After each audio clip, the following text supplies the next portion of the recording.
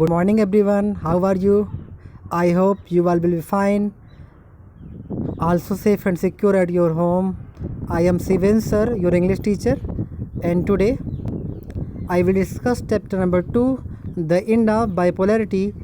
And you have already studied this chapter, some parts, or we can say one point, one topic, and today we will continue this chapter.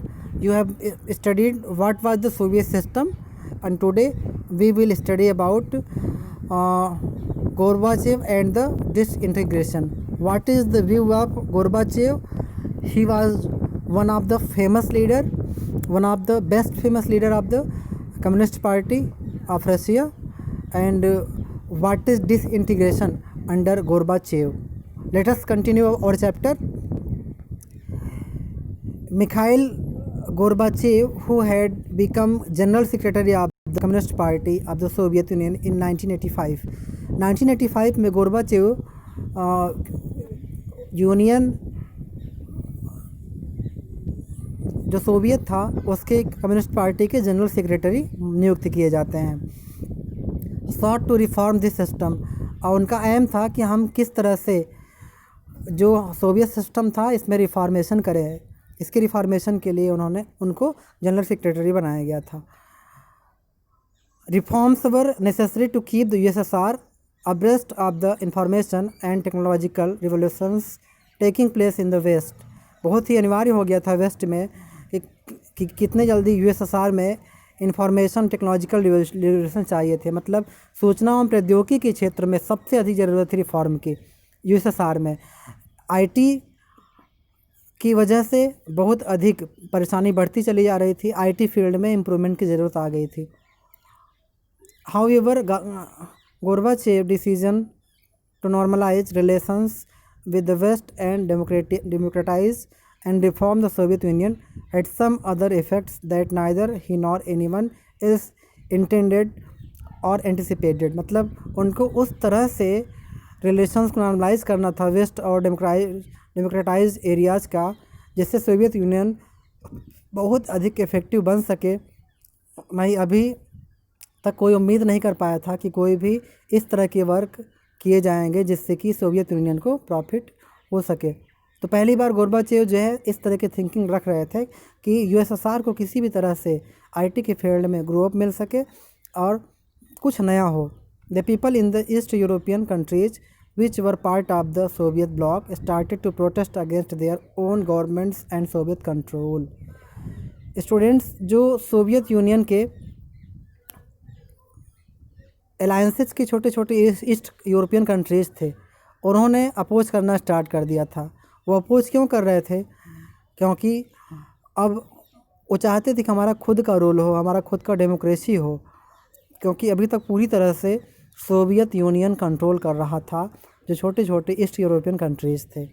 तो वो against में आ गए थे.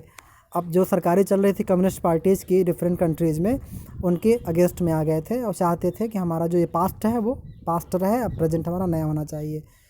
Unlike the past, the Soviet union under Gorbachev did not intervene when the disturbances occurred and the communist regimes collapsed one after another. एक एक करके जितने भी कम्युनिस्ट रेजाइम्स थे, रीजन्स थे, स्टेट थे, एरियाज़ थे, वो धीरे धीरे करके ब्रेक होते चले गए, वीक होते चले गए. These developments were accompanied by a rapidly escalating crisis within the USSR that hastened its disintegration. ये सारी चीज़ें जो है यूएसएसआर को वीक बनाती चली गई और धीरे धीरे इसी तरह से अपोज होता चला गया. छोटे छोटे स्टेट ने अपोज करना स्टार्ट कर दिया और एंडअप हो जाता है धीरे धीरे ऐसे ही करके किसका, बाइपोलरिटी का. कहने का मतलब जो यूएसएसआर का एक ग्रुप बना हुआ था वो ब्रेक होता चला जाता है.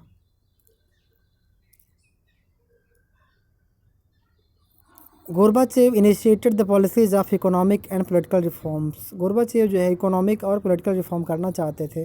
And democratization within the country, वो चाहते थे कि जितनी भी स्टेट्स हैं उनमें धीरे धीरे करके डेमोक्रेसी आ जाए. The reforms were opposed by leaders within the Communist Party. Communist party जितने भी रिफॉर्म कर रही थी उस रिफॉर्म से बिल्कुल भी सेटिस्फाइड नहीं हो रहे थे। वहाँ की लोकल पीपल वहाँ के सेटिस्फाई नहीं हो रहे थे। वो क्या कर रहे थे, अपोज कर रहे थे, बहुत ज़्यादा विरोध करते चले जा रहे थे। समझ में आ रहा होगा आप लोगों को। जहाँ भी किसी कोई प्रॉब्लम आएगी आप हमसे पूछ सकते हैं कमेंट सेक्शन में, या फिर आप हमारे पर्सनल व्हाट्सएप नंबर पर। A coup took place in 1991 that was encouraged by Communist Party hardliners. The people had tasted freedom by then and did not want to old style rule of the Communist Party. एक rule 1991 में public में ये news फैलती है कि जो old style अभी तक चलता आ रहा था यूएसएसआर का, उसको लोग अब नहीं मानते हैं और अब उसके ब्रेक होने का टाइम आ गया है। तो आपको याद रखना है कि 1991 में जो यूएसएसआर था वो ब्रेक हो गया था। कुछ कंट्री बन गए थे जो आगे देखेंगे हम, और रसिया एक मेन कंट्री हो गया था उसका। और अब कोल्ड वार के 1945 के बाद का जो वर्ड है ये पूरी तरह से कोल्ड वार का वर्ड था। कोल्ड वार के वर्ड के बाद हम देख रहे हैं एक सेकेंड वर्ड जो वार से हट करके इकोनॉमिकली, फाइनेंशियली, पॉलिटिकली, सोशली अपने आप को स्ट्रॉन्ग करने की दिशा में आगे की ओर बढ़ रहा था। चलिए कंटिन्यू करते हैं। Boris Yeltsin emerged as a national hero in opposing this coup. Coup का मतलब एक ग्रुप था, एक समूह था। उस ग्रुप के एक हेड थे जिनका नाम था एल्स्टिन। एल्स्टिन जो है इस ग्रुप के जो है बहुत बड़े वो थे, क्या कहते हैं, हीरो थे, जो पूरी तरह से डील कर रहे थे उस पूरे ग्रुप को जो यूएसएसआर के अगेंस्ट में अपना वर्क करता चला जा रहा था। This Russian republic where Stalin won a popular election. ये रशियन जो पर्सन था, this Russian republic where Stalin won a popular election began to seek off centralised control.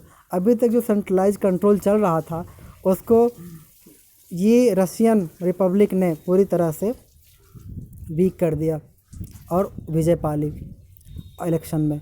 Begin to shake off centralised control. अभी तक जो centralised power था communist party का, उसकी government चला करती थी, वो पूरी तरह से वीक हो जाती है। Power began to shift from the Soviet centre to the republics. और क्या होने लगा कि जो अभी तक कम्युनिस्ट पार्टी थी, पावर उसके तहत होता था, अब पावर जो है वो धीरे धीरे शेक ऑफ हो गया, हिल गया, और वो सेंट्रलाइज्ड जो था एक जगह, वहाँ से वो सोवियत सेंटर से चेंज होकर के रिपब्लिक्स में जाने लगा। मतलब जहाँ भी गणतांत्रिक व्यवस्थाओं की शुरुआत हो रही थी वहाँ पर सुधार देखने को मिल रहे थे और वहाँ पर सीधे सीधे पावर का ट्रांसफ़र होता चला जा रहा था। began to shake off centralized control. Power began to shift from the Soviet center to the republics, especially in the more Europeanized part of the Soviet Union. मतलब जितने भी यूरोपियन कंट्रीज़ थे वो धीरे धीरे करके पार्ट होते जा रहे थे, बढ़ते जा रहे थे सोवियत यूनियन से। Which saw themselves as sovereign states. अपने आप में वो सोवरेन स्टेट बनते जा रहे थे। आप ऑलरेडी जानते हैं what is the meaning of sovereign, you have studied it in 11th standard. मतलब संप्रभु। संप्रभु का मतलब डिपेंडेंसी उनकी होती जा रही थी, खुद का राष्ट्र, खुद का संविधान, ये उनके अंदर कोट कोट की भावना बढ़ती चली जा रही थी। एक तरह से आप कह सकते हैं नेशनलिज्म की भावना उनके अंदर आती जा रही थी। You know what is the nationalism. एक भाषा, एक तरह का जलवायु, रहन सहन, खान पान, राइट, ड्यूटीज़, ये सारी चीज़ें जहाँ होती हैं वो संप्रभु राष्ट्र कहलाता है। जहाँ एक बहुत ही अच्छी स्ट्रॉन्ग, या आप कह सकते हैं एम्पावर्ड लेजिस्लेचर होता है, एम्पावर्ड एक जुडिशरी होती है, ऐसे एरियाज रिपब्लिक होते हैं और वो ओपन होती है वहाँ की पब्लिक। इस तरह से चेंजेस आते जा रहे थे। सोवियत यूनियन से लोग हटते जा रहे थे, अब अपने अलग अलग स्टेट बनाते जा रहे थे और फ्रीडम करते जा रहे थे। Peace saw themselves as a sovereign states. The Central Asian republics did not ask for independence and wanted to remain with the Soviet federation. कुछ सेंट्रल एशियन रिपब्लिक्स थे जो नहीं चाहते थे इंडिपेंडेंसी, वो चाहते थे कि हम अभी सोवियत फेडरेशन के अंडर में ही काम करें। In December 1991 under the leadership of Stalin, Russia, Ukraine and Belarus. देखिए यही कंट्रीज थे। कौन कौन से कंट्रीज थे? Russia, Ukraine, Belarus. Three major republic of the USSR declared that the Soviet Union was disbanded. मतलब ये तीनों जो है अपने आप को अलग कर लिए और कहे कि सोवियत यूनियन अभी तक जो चल रहा था हम उसको डिसबैंड करते हैं। The Communist Party of the Soviet Union was banned. और जो सोवियत यूनियन की कम्युनिस्ट पार्टी थी उसको बैंड कर दिया गया। Capitalism and democracy were adopted as the base for the post Soviet republics. अभी तक क्या था? अभी तक कम्युनिस्ट आइडियोलॉजी चल रही थी पूरे यूएसएसआर में, लेकिन अब क्या हो गया? अब कैपिटलिज्म और डेमोक्रेसी रिपब्लिक को अपनाया गया, एडॉप्ट कर लिया गया। आपको पूरी तरह से चीज़ें समझ में आ रही होंगी। जहाँ कहीं प्रॉब्लम आएगी यू कैन डिस्कस। आगे चलते हैं। Capitalism and democracy were adopted as the base for the republic, basis for the post Soviet republic. आगे देखते हैं।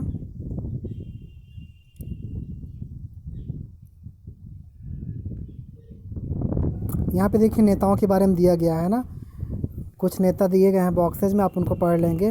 जोसेफ स्टालिन कौन थे?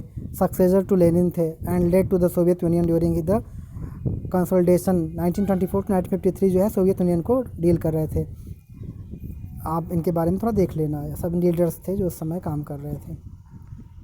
आगे देखते हैं। कुछ यहाँ पे कोटेशंस दिए गए हैं कम्युनिस्ट पार्टी से रिलेटेड और किस तरह से चेंजेस को लेकर के सुधार हुए थे, देख लेना। ये आपके येलो उसमें दिए गए हैं ना, comrade farmers, oh by the grace of God, but there is no God, countries the officials. इस तरह से तमाम तरह के यहाँ पे आप कटाक्ष देखेंगे। चलिए इसको फिनिश कर लेते हैं, थोड़ा सा बचा हुआ है। The declaration on the disintegration of the USSR and the formation of the Commonwealth of Independent States came as a surprise to the other republics. जैसे ही डिक्लेरेशन होता है कि यूएसएसआर जो है अब डिसइंटीग्रेट हो गया है, मतलब अब ये डिवाइड हो गया है, अलग हो चुका है, इसकी जो यूनिटी थी, इंटीग्रिटी थी, वो समाप्त हो चुकी है और एक फॉर्मेशन हो गया है Commonwealth of Independent State came as a surprise to the other republics. जो अदर रिपब्लिक थे कंट्री में, वर्ल्ड में, उनके लिए सरप्राइजिंग था कि यूएसएसआर से अलग होकर के कुछ कंट्रीज जो है अपने आप को स्वतंत्र कर लिए हैं और अपने आप को इंडिपेंडेंट स्टेट मानकर चल रहे हैं। Specially to the Central Asian ones. सबसे जो महत्वपूर्ण उस समय ऐसे स्टेट थे जो कि एशियन थे, सेंट्रल एशियन थे, मध्य एशियाई थे। The exclusion of these republics was an issues that was quickly solved by making them founding members of the CIS ऊपर दिया गया है, Commonwealth Independent States. Russia was now accepted as the successor state of the Soviet Union. मतलब Soviet Union का सबसे strong, सबसे मजबूत राष्ट्र उभर कर सामने जो आता है वो रसिया रहता है। It inherited the Soviet seat in the UN security council. Union जो संयुक्त राष्ट्र सुरक्षा परिषद था, वहाँ पर ये अपने आप की सीट को सिक्योर कर लिया। Russia accepted all the international treaties. Russia ने जितनी भी इंटरनेशनल ट्रीटीज़ सबको एक्सेप्ट कर लिया और ये डिसाइड किया कि हमारी जो डेमोक्रेसी है अपने आप में रिपब्लिक रहेगी और किसी भी तरह से ये बंधी नहीं रहेगी। और मजबूत कंट्री होने के नाते रसिया पूरी तरह से अपना वर्चस्व वर्ल्ड पर जमाना शुरू कर दिया। It took over as the only nuclear state of the post Soviet space and carried out some nuclear disarmament measures with the US. The old Soviet Union was thus dead and buried. इस तरह से रसिया जैसे देशों ने US की category में आकर के पूरी तरह से जो सोवियत सिस्टम था, USSR था, उससे अलग हो जाते हैं और जैसे ही अलग होते हैं वैसे ही जो हमारा सोवियत यूनियन अब तक था, USSR जो था, वो पूरी तरह से डेड हो जाता है, बरीड हो जाता है। मतलब उसका अस्तित्व समाप्त हो जाता है और वह एक तरह से दफन कर दिया जाता है। मतलब there is no existence of USSR in the world politics. So students, I hope that you will be understand it very well and we will continue this chapter in our next class. Thank you. Have a nice day.